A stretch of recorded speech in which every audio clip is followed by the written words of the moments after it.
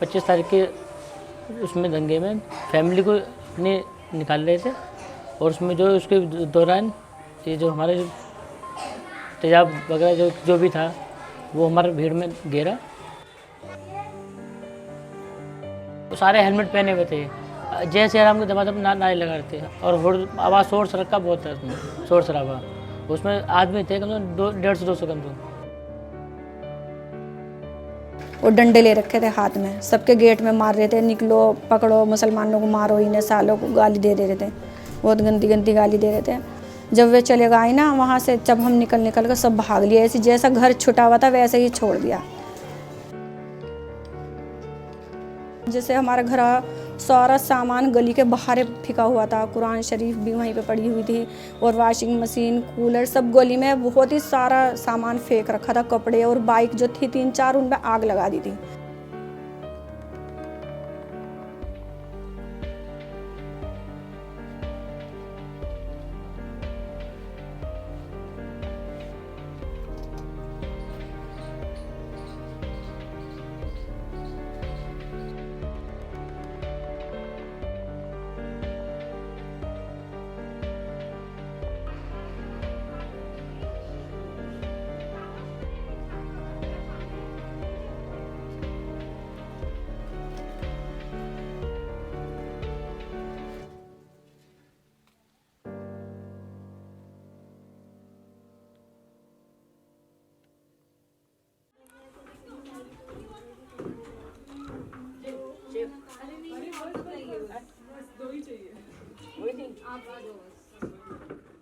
जी, मेरा नाम शब्दर है और मेरे 3 छोटे छोटे बच्चे हैं और मैं अपनी फैमिली के साथ रहता हूँ, है नहीं। और बाकी देखो 2 साल पहले दंगे जो हुए थे उस दौरान जो माहौल ऐसा था कि जान बचाने वाला, जान मुश्किल से कैसे लोगों ने बचाई वो जानते हैं।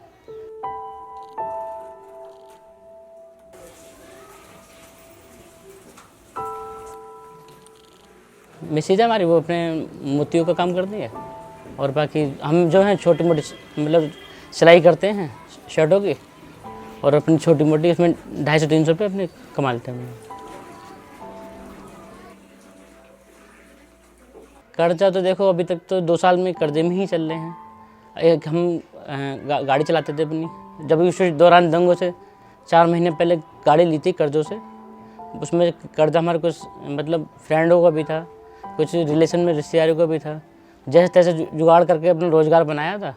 उसके 2-4 महीने बाद दंगा हो गया तो उसी कर्जे में हम अभी तक डूबे हुए हैं। देखो बच्चे मेरे 3 हैं, तीनों की एजुकेशन ख़राब है अभी। अब पैसा ही नहीं है तो आदमी कहाँ भेजेगा, और ट्यूशन भी वाला भी आज के टाइम में 500 रुपये मांगता है। अब आदमी 300 रुपये में आदमी घर चलाएगा, रेंट देगा, ये बच्चों को महंगे स्कूल में भेजेगा, ये ट्यूशन भेजेगा। तो इसी मजबूरी में बच्चे भी कहीं नहीं जा रहे फिलहाल।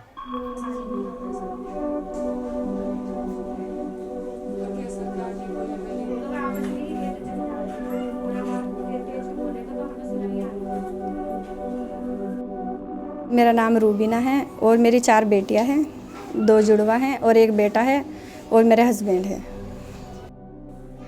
दंगे से पहले मैं पर्स और जीन्स वीन्स के कच्छे वच्छे बना लेती थी और अब तो ये मास्क चल रहे हैं तो फ़िलहाल तो मास्क ही बना रही हूँ। और अभी भी मास्क का काम इतना है नहीं, बस थोड़ा बहुत आ जाता है जैसे, तो सिल लेती हूँ, मेरी बेटी भी और मैं भी।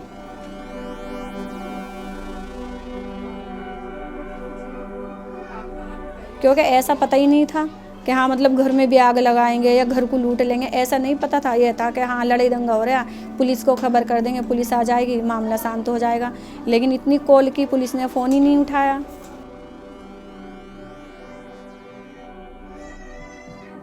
जी, FIR तो मैंने करवाई थी, लेकिन जो हमारे मकान मालिक थे ना, उन्होंने ही वेरिफिकेशन करवाई थी घर की, तो बस उन्हें ही मिले हैं पैसे, हमें तो नहीं मिले। हम किराएदार थे, वहाँ 3-4 किराएदार थे, 4 में से 1 किराएदार को मिला था जो दूसरी मंजिल पे रहता था। हम तीसरी मंजिल पे 3 किराएदार रहते थे, हमें कुछ नहीं मिला, तीनों को ही।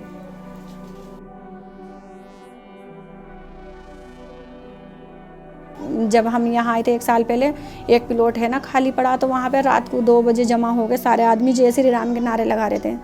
तो रात को यहाँ खुल गई हमारी, डर लगने लगा बहुत कि फिर से कहीं दंगा ना हो जाए, क्योंकि वहाँ पे 4 ही घर थे मुसलमानों के। तो फिर वहाँ से इतनी घबराहट हुई, मैं बोली इनसे, मैंने कहा चलो कमरा खाली करूँगी, मैं यहाँ पे नहीं रहूँगी अब। तो वहाँ से मैंने खाली कर दिया, फिर यहाँ पे आ गए हैं।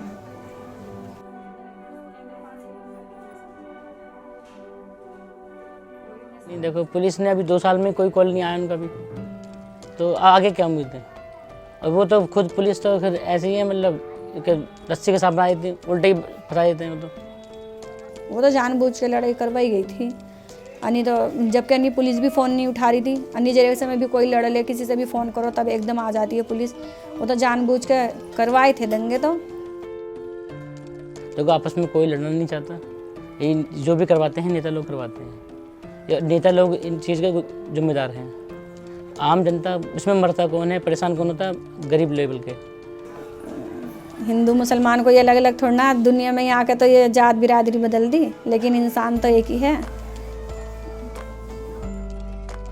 इंसाफ यही होना चाहिए बस कि अपने जो भी है अपने जो पहले माहौल था वही हो जाता और अच्छी बात है।